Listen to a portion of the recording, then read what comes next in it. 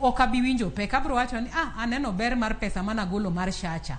Koro e yo machuok ahinya en ni ka oshuru nyaka gol to wakawe kendo wakete tich makare. Gima ng'eyo ni oshuru onge gimoro miluongo ni quid pro quo. Tiende ni kigolo $1,000,000 to igen ni sirikal biro timo ni tim moro kata nyayo ni chwalo ni tich moro mar sirikal maromo $1,000,000.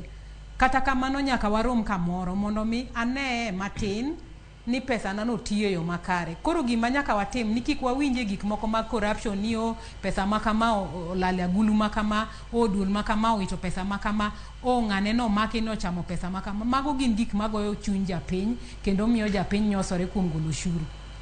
Koro kamago inyalo losi to an gadieri ni kaka Kenya wanyalo timo maber. Jawinjo moro, janeno moro kata jawinjo moro owacho chien kata ni bende gima chandowa en ni ok watim gimiluongo ni export. Wabedo mana joma ng'iyo gik moko, wang'iyo gik moko to ok water gik moko e pinje maoko mondo wayud gimiluongo ni foreign exchange gain.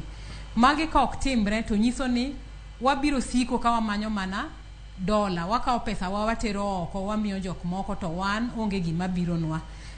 Chien kucho piny mar Kenya en exporter maber mar gik moko kaka